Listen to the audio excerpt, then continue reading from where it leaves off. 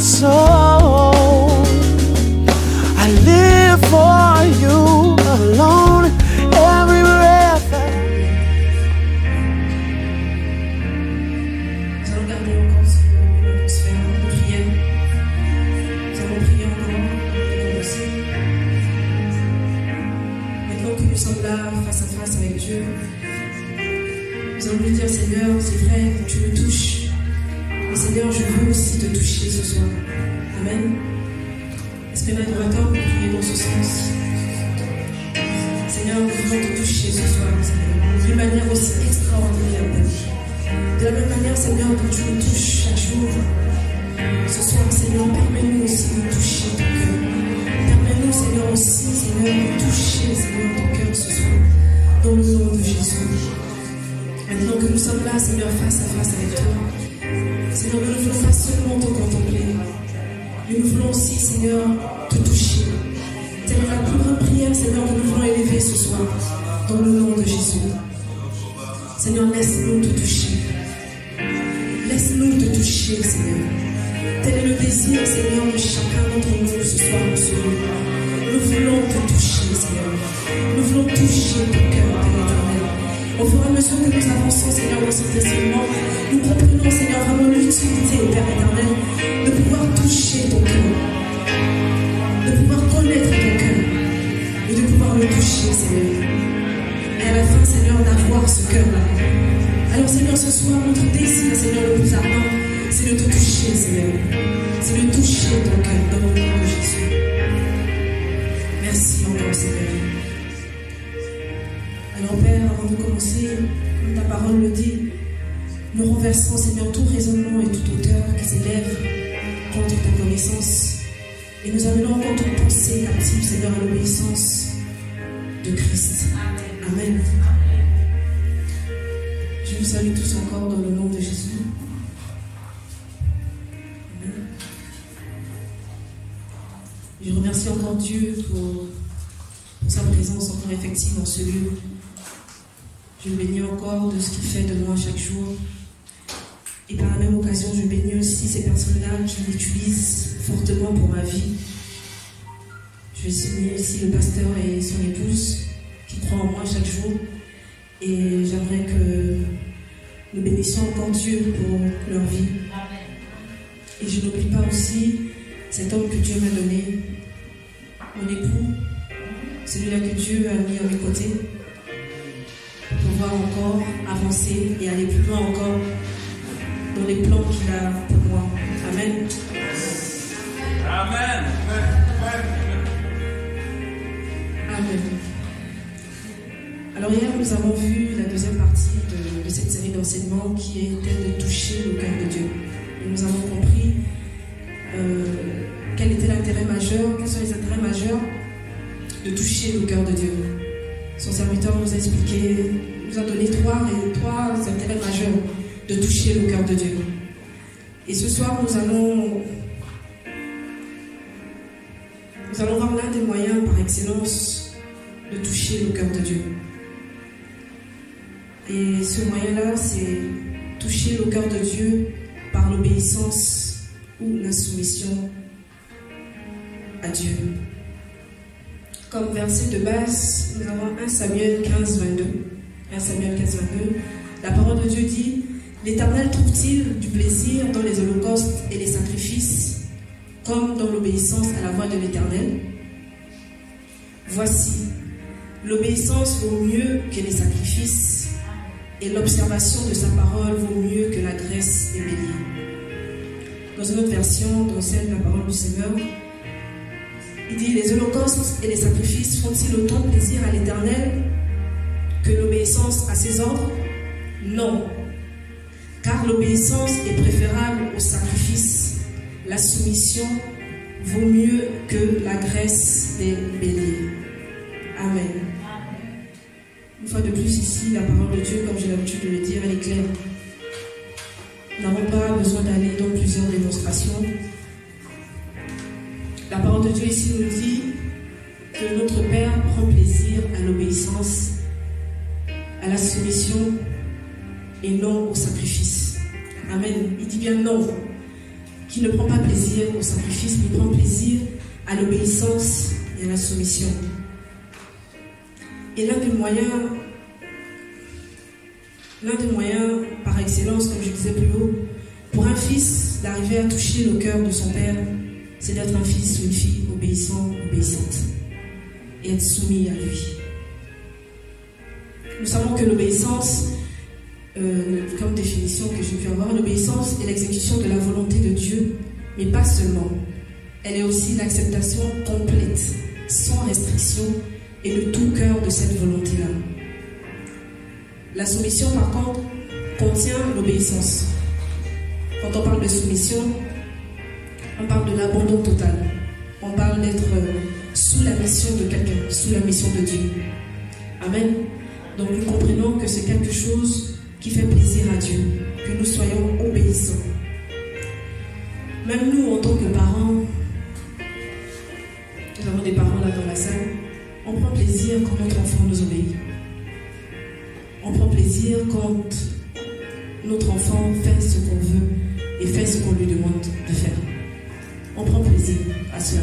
Notre cœur est totalement réjoui. À plus forte raison, le cœur de Dieu, lui aussi aime qu'il y ait dans sa maison des enfants obéissants, qu'il y ait dans sa maison des enfants prêts à se soumettre à sa parole et à son autorité. Et c'est quelque chose que j'ai compris durant ma petite marche avec Dieu. Peut-être pas au début, mais j'ai vite compris que ça ne servait à rien de faire 1000 choses pour Dieu sans pour autant obéir à ce qu'il demande de faire. C'est vrai, ça m'a coûté. Je ne dis pas que ça a été facile, mais j'ai compris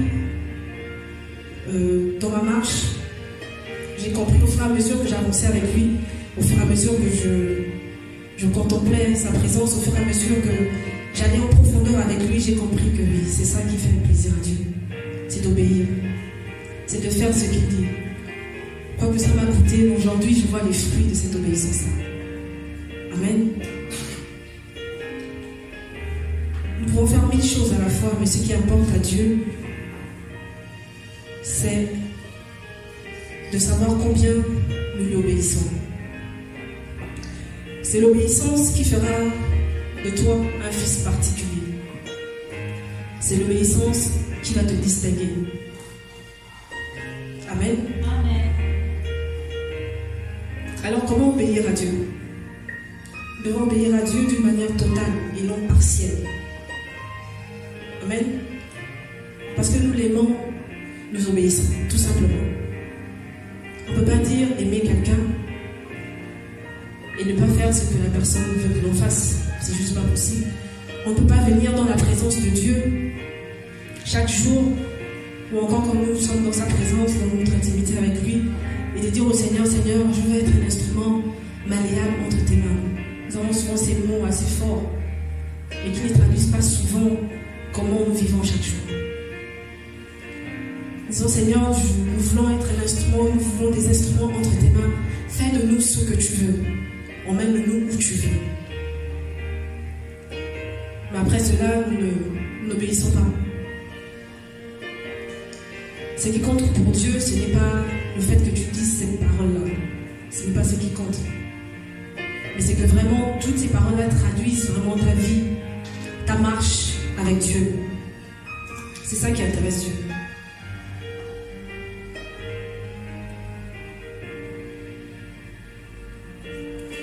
Pour cette année encore, nous voulons toucher le cœur de Dieu. Nous voulons toucher le cœur de Dieu. Et cela commence par une vie d'obéissance à sa voix et à sa parole. Ça commence par là. On peut vouloir toucher le cœur de quelqu'un sans pour autant faire ce que la personne veut que l'on fasse. C'est comme un enfant et son père ou encore sa mère. Un enfant, s'il veut te toucher, il va pas faire le contraire de ce que tu lui demandes. Il va faire forcément ce que toi tu lui demandes de faire. Parce qu'il veut réjouir ton cœur. Et Dieu prend plaisir à cela. Et ce soir, j'aimerais nous dire à chacun d'entre nous, arrêtons de flatter le cœur de Dieu. Arrêtons de le flatter. Mais touchons-le véritablement. Arrêtons de dire des belles paroles mielleuses. De dire oui, Seigneur, je suis, comme le pasteur a l'habitude de dire, je suis la fille de Jésus, je suis la fille de Dieu. Et tu n'obéis pas à Dieu. C'est pas possible. Donc arrêtons de flatter le corps de Dieu, mais touchons-le véritablement. Au fur et à mesure que nous avançons dans l'enseignement, nous commençons à connaître qui il est. Nous commençons à connaître ce qu'il est. Nous allons voir maintenant dans la Bible quelques exemples d'obéissance à Dieu. Nous avons l'exemple d'Abraham dans Genèse 22 au verset 2. Dieu dit, prends ton fils, ton unique, celui que tu aimes, Isaac, va-t'en au pays de Moria, et là offre-le en holocauste sur l'une des montagnes que je te dirai. Amen. Là, c'est Dieu qui parle à Abraham. Et là, tout de suite, nous voyons qu'Abraham a écouté. Et il a compris ce que Dieu lui a demandé. Il lui a demandé son unique fils, celui qu'il aimait tant, Isaac.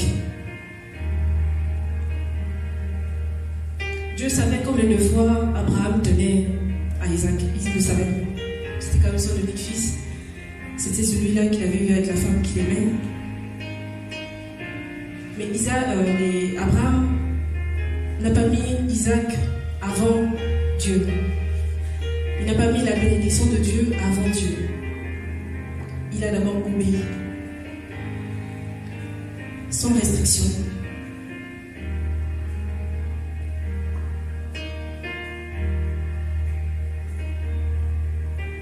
Mais aujourd'hui, si Dieu nous demandait de faire cela, si Dieu nous parlait maintenant, il nous disait, apporte-moi ton Isaac, apporte-moi ce que tu as de plus cher. Est-ce que nous serons même comme Abraham d'obéir, de mettre Dieu avant toutes ces choses?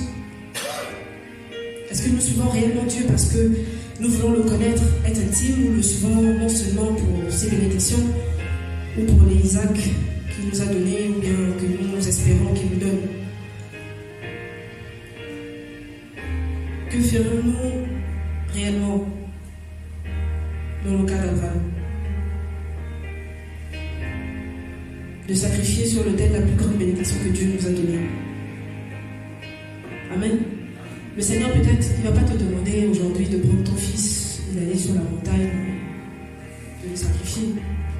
Amen. Il peut plutôt te demander ça parce que Jésus a déjà tout payé.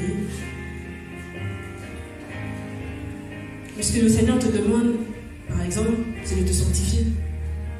Est-ce que tu obéis à cette parole-là? Il te demande de pardonner. Il te demande de te soumettre. Ou encore il te dit, ne bouge pas, reste là. C'est ici que je te veux, c'est à cet endroit que je te veux. Est-ce que nous obéissons?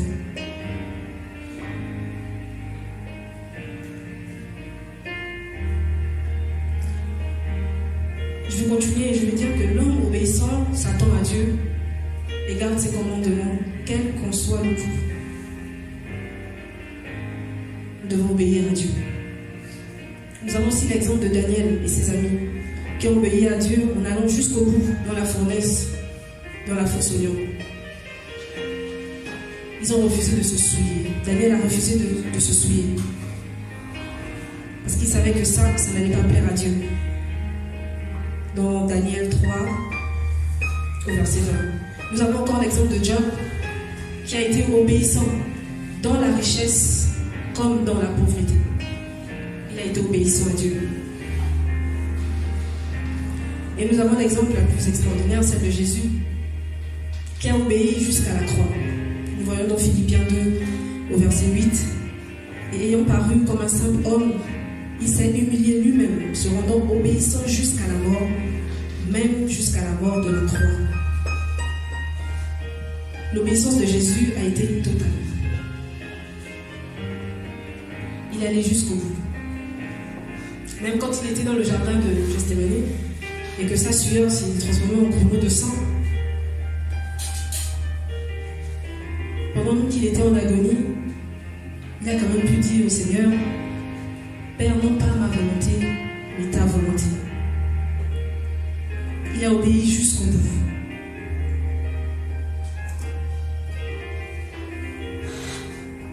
Toutes ces personnes dans la Bible que je viens de citer, il y en a peut-être d'autres aussi, c'était pas des personnes, c'était pas des robots, hein, c'était des personnes comme nous, faites de chair, qui étaient dotées aussi du libre arbitre, comme toi et moi, qui par leur propre volonté choisirent de se soumettre au Seigneur.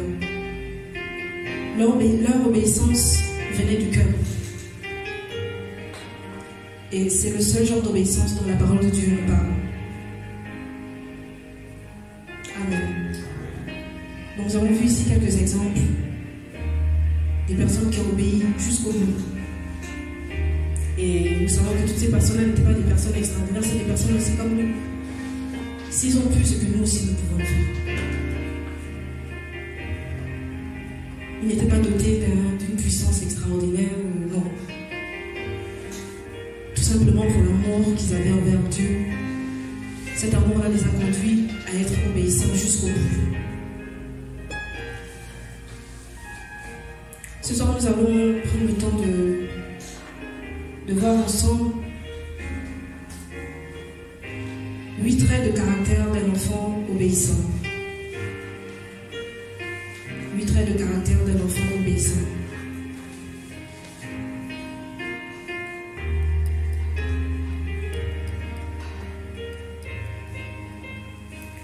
Caractère d'un enfant obéissant.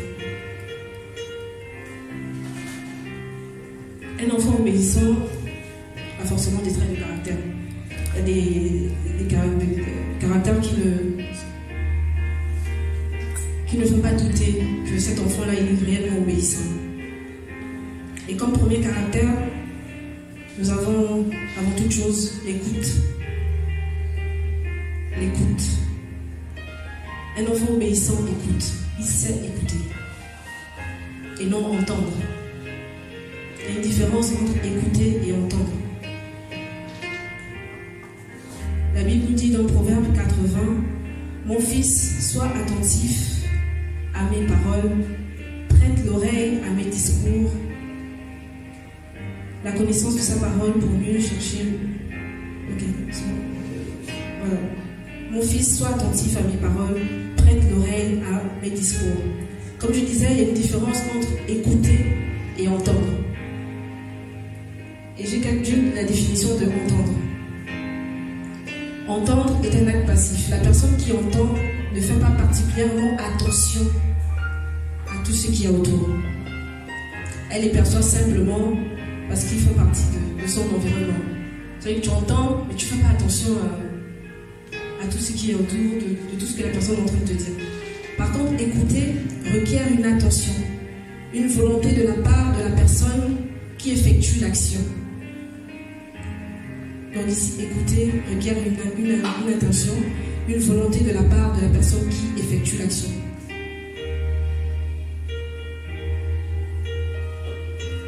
Quand on écoute, on est attentif à ce qu'on entend. Amen. J'espère avoir bien défini, montrer bien la différence entre écouter et entendre. Un enfant obéissant n'entend pas tout simplement, mais il écoute. Et lui me dit dans sa parole, mon fils, sois attentif à mes paroles, prête l'oreille à mes discours. Un enfant obéissant sait écouter. Il sait écouter son père. C'est en l'écoutant qu'il fera mieux et bien et parfaitement ce que Dieu attend de lui. Il rentre dans une obéissance totale parce qu'il a bien écouté ce que le Père lui a dit. Il fait véritablement ce que Dieu lui a demandé. Un enfant qui écoute bien la tâche que son Père lui a donnée, il le fait bien. Parce qu'il a bien écouté, il a vraiment écouté avec attention ce que son Père lui a dit. Comme deuxième caractère, nous avons l'humilité. L'humilité. Pour l'expliquer, nous allons dans 1 Pierre 5 au verset 5. Nous sommes au deuxième caractère. De même, 1 Pierre 5, 5. De même, vous qui êtes jeunes, soyez soumis aux anciens et tous dans vos rapports mutuels, revêtez-vous d'humilité, car Dieu résiste aux orgueilleux, mais il fait grâce aux humbles. Dieu aime les enfants humbles. Et un enfant obéissant et humble et rempli d'humilité. Parce qu'il sait que Dieu résiste aux orgueilleux. Dieu ne fait pas cas d'une personne qui n'obéit pas à ce qu'il dit. Il nous demande de nous revêtir de cette humilité-là. Donc, comme deuxième caractère, un enfant obéissant se doit d'être humble. Se doit de revêtir l'humilité en toutes choses et en tout temps.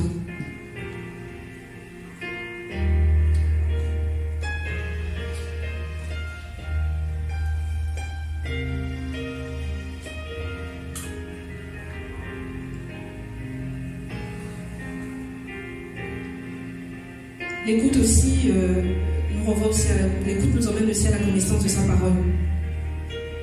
Pour mieux chercher à savoir ce qu'il veut qu'on fasse, comme je le disais, à chercher ce qu'il veut. Et cela est mentionné dans sa parole et dans la Bible. Et aussi, celle que nous transmet aussi le Saint-Esprit. Donc il est important d'écouter, je reviens encore dessus. Il est important pour un enfant obéissant d'écouter. Comme troisième caractère, un enfant obéissant se doit être disposé et disponible pour Dieu. Un enfant obéissant est disposé et disponible. Nous voyons dans Genèse 22, 1. Après ces choses, Dieu mit Abraham à l'épreuve et lui dit, Abraham, et il répondit, me voici. Il était disposé. Il était disponible. Il a dit à Dieu, me voici. Et un enfant de Dieu se doit d'être disponible et disposé pour Dieu.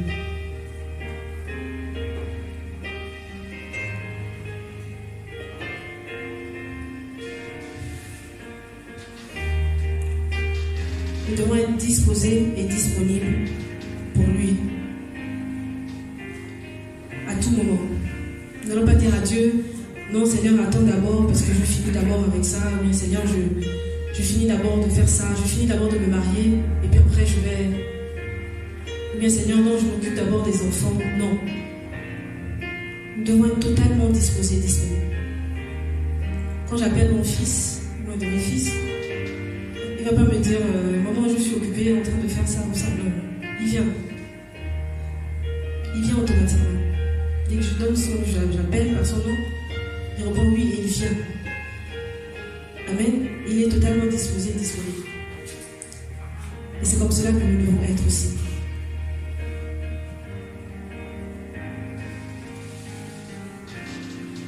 Comme quatrième caractère, nous avons la soumission à l'autorité.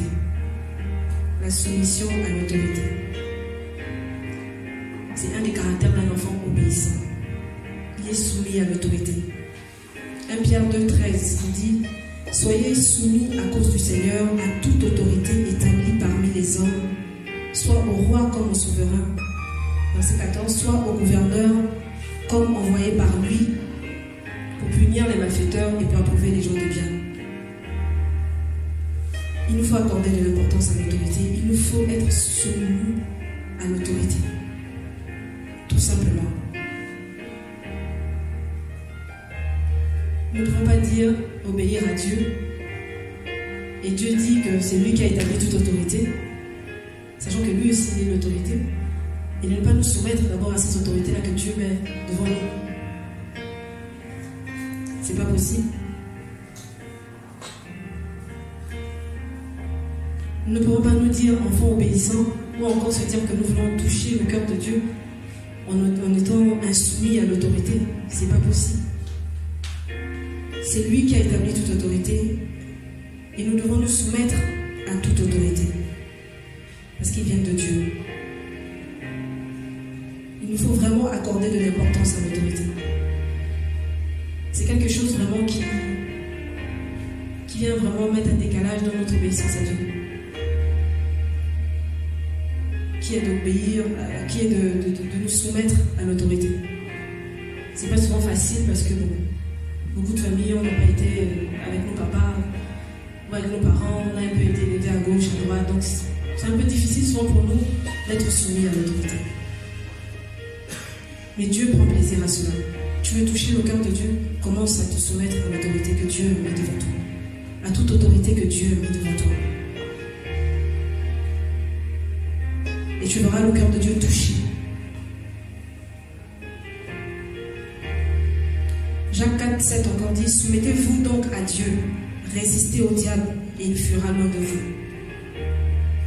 C'est pas à Dieu qu'on doit résister, c'est au diable. À Dieu on doit se soumettre et au diable on doit résister. Donc ce que Dieu dit, nous nous soumettons. Ce que le diable vient nous souffler à l'oreille, nous devons fuir, résister et de ne pas succomber. Il dit, soumettez-vous donc à Dieu, résistez au diable, et il fuira loin de vous.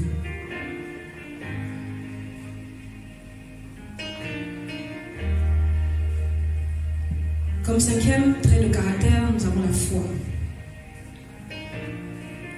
Nous avons la foi parce que nous croyons aux paroles de Dieu et nous agissons tel qu'il est dit.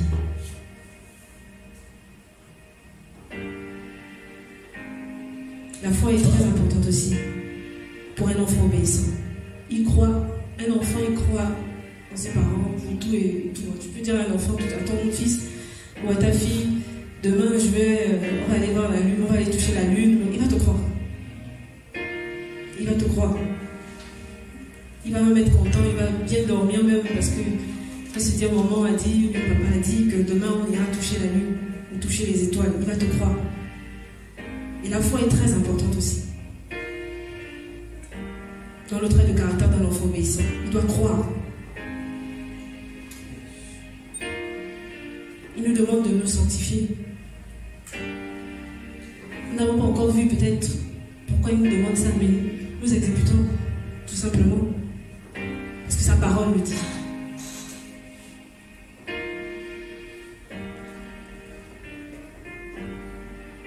Amen. J'espère que ça va. Amen. Alors, comme sixième caractère d'un enfant obéissant, un enfant obéissant se donne sans rien attendre en retour. Un enfant obéissant se donne et fait toutes choses sans rien attendre en retour. C'est vrai qu'hier nous avons parlé des bénédictions sur le fait de toucher le cœur de Dieu. Mais tu ne dois pas obéir parce que tu t'attends à une bénédiction. Tu ne dois pas faire ce que Dieu te demande de faire parce que tu t'attends à ce que Dieu te bénisse. Tu ne dois pas faire ce qu'une autorité te demande de faire parce que tu te dis, bon, tu vas être son privilégié. Non. Tu ne dois rien attendre en retour. Tu dois tout simplement obéir. Deutéronome 6,5 nous dit, tu aimeras l'Éternel, ton Dieu, de tout ton cœur, de toute ton âme et de toute ta force. Nous ne devons rien attendre en retour quand nous obéissons à Dieu. Nous disons qu'il est notre Père. Un enfant n'attend rien en retour de ses parents. Il fait tout simplement. Il n'attend rien en retour. Il ne sait pas ce que tu as promis, il ne sait pas ce que tu vas donner. Il n'attend rien en retour. Il fait avec un cœur joyeux, un cœur rempli d'amour. Il n'attend rien en retour. Seigneur, parce que tu as dit, je fais. Quoi que ça me coûte, j'obéis à ta parole. Parce que c'est l'obéissance qui fera de moi une personne particulière.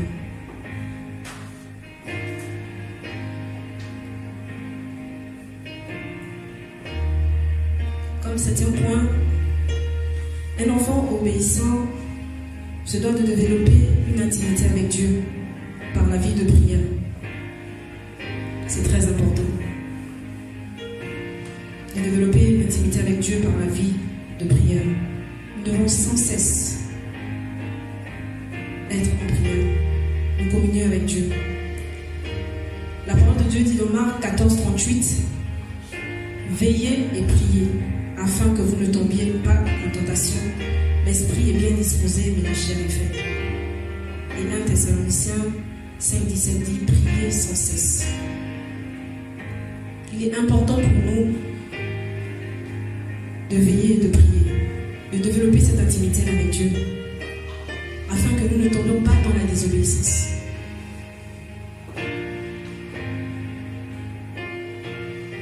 Plus nous entrons en profondeur avec lui, plus nous avons une intimité avec lui, plus nous obéissons à sa parole.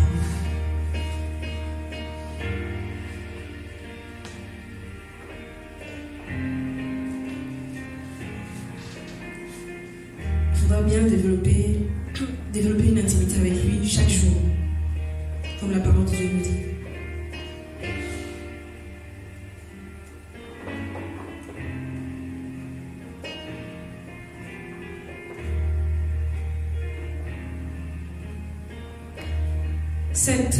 Un enfant de Dieu obéissant à la crainte. 8 ans. Pardon. Ça veut dire que vous suivez. Amen. Donc 8. Un enfant obéissant se doit d'avoir la crainte de Dieu.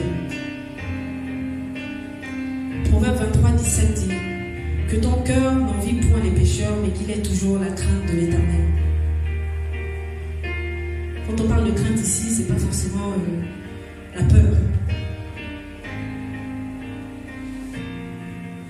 Mais il est important de craindre Dieu. Parce que cela va nous permettre de ne pas faire ce qu'il ne veut pas. Et de faire ce qu'il veut. Tu sais que Dieu n'aime pas ça. Alors tu ne le feras pas.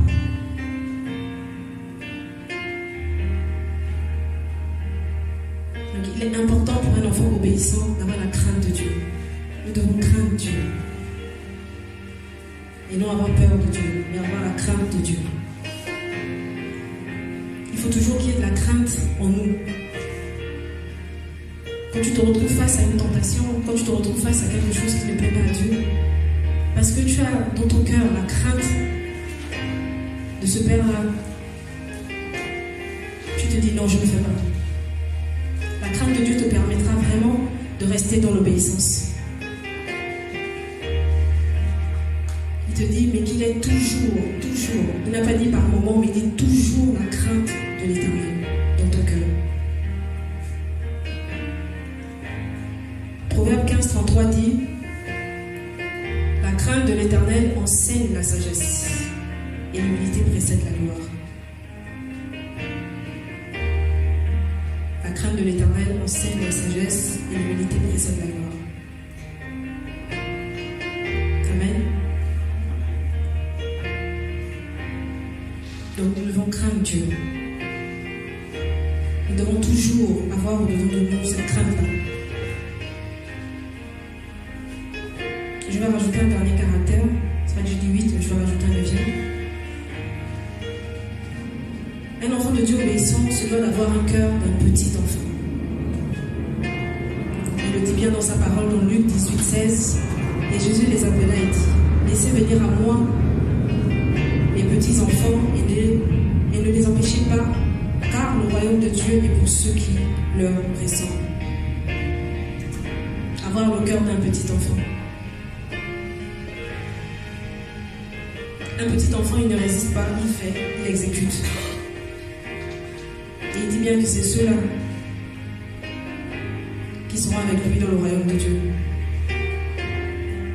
Et ceux qui leur ressemblent. Nous devons avoir le cœur d'un petit enfant.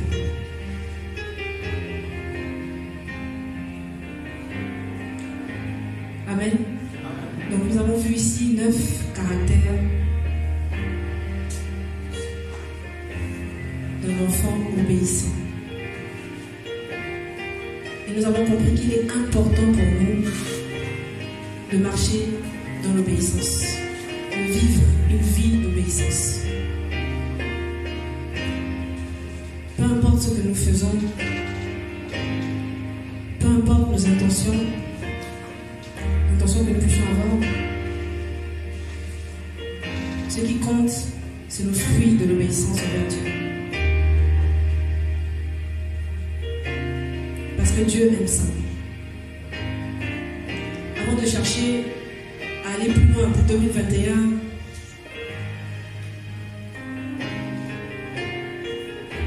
de ne plus avoir une vie chrétienne fade. Si tu veux réellement atteindre ce cœur-là et le toucher, tu dois être obéissant et soumis. Ça commence par là. Ne t'attends pas à Dieu si tu n'es pas obéissant. Ne t'attends pas à Dieu si tu es insoumis.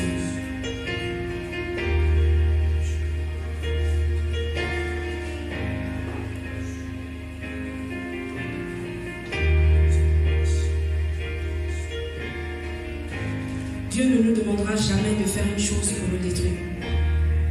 Jamais. Jamais. Jamais, jamais, jamais. S'il nous demande d'abandonner quelque chose, c'est parce que derrière cette chose-là, il y a plus grand.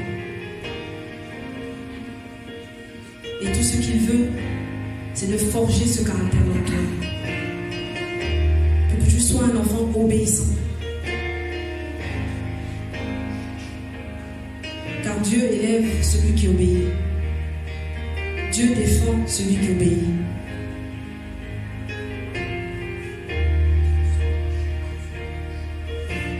Alors ce soir, pour terminer, j'aimerais nous dire à chacun de nous, soyons obéissants, soyons soumis à la parole de Dieu. Arrêtons de flatter le cœur de Dieu. Arrêtons de chercher autre chose avant de revenir à l'essentiel, qui commence par l'obéissance envers ce Dieu-là que tu sers chaque jour. Envers ce Dieu-là où tu cries partout, je sers Dieu. Commence par être obéissant. Commence par suivre ses instructions. Commence à être soumis à son autorité. Amen.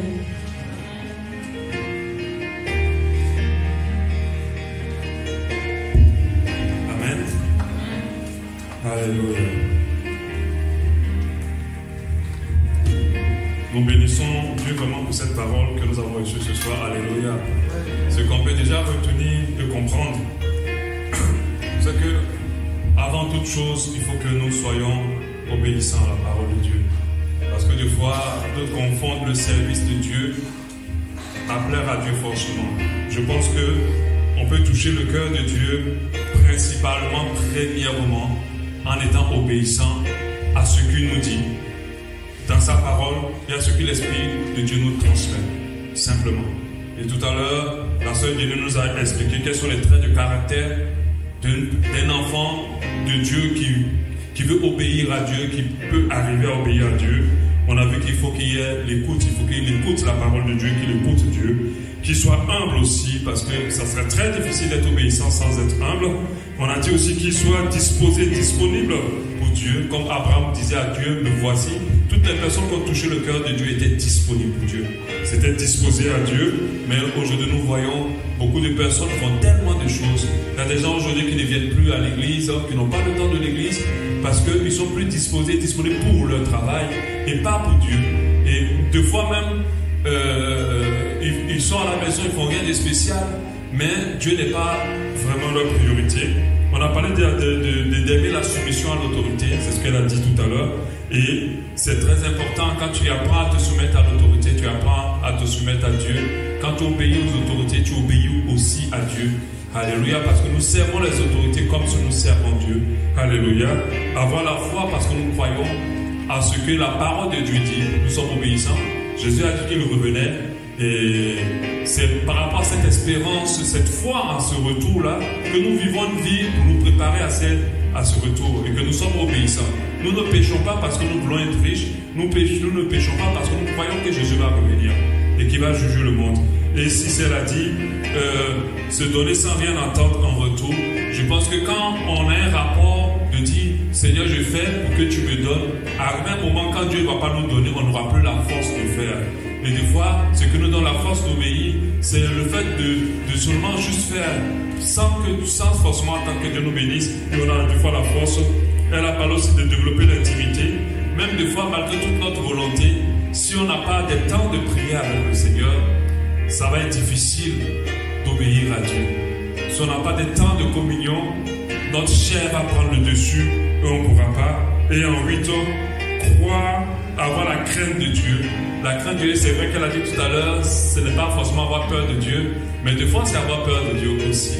Quand tu sais que Dieu châtie, qu'il frappe ceux qui se détournent de ses voies, tu crains Dieu.